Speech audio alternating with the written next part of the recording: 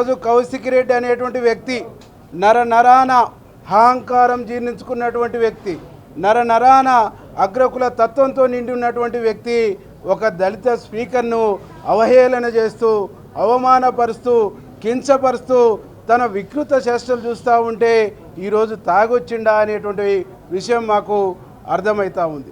ఎందుకంటే దాదాపుగా ఈ పీరియడ్ అంతా సంవత్సర కాలంగా చూస్తూ ఉన్నాం. కౌశిక్ రెడ్డి వ్యవహార శైలి మొత్తం యావత్ తెలంగాణ సమాజం మొత్తం చూస్తూ ఉంది. గౌరవ ముఖ్యమంత్రి పైన, గౌరవ మంత్రుల పైన, మా ప్రభుత్వం పైన, ముఖ్యంగా దళిత వర్గాల పైన తను చేస్తున్నటువంటి అహంకారపూరితమైన, దుర్మార్గపూరితమైన ఆరోపణలు కానీ, దుర్మార్గపూరితమైన వికృత కోతి చేష్టలు కానీ ఈరోజు తెలంగాణ సమాజం గమనిస్తూ ఉంది. ఈరోజు మేము అడుగుతున్నాం బీఆర్ఎస్ నాయకుల్ని, రూల్స్ మీరే ఫ్రేమ్ చేసిర్రు, ప్లే కార్డ్స్ తీసుకురావద్దన్నారు, వెల్లోకి రావద్దన్నారు, లొల్లి చేయొద్దని చెప్పారు. ఆనాడు శాసనసభ్యులుగా ఉన్నటువంటి మా దళిత శాసనసభ్యుడు సంపత్ కుమార్ని మా కోమటిరెడ్డి వెంకరెడ్డి అన్నను శాసనసభ నుంచి సభ్యత్వం రద్దు చేసిర్రు.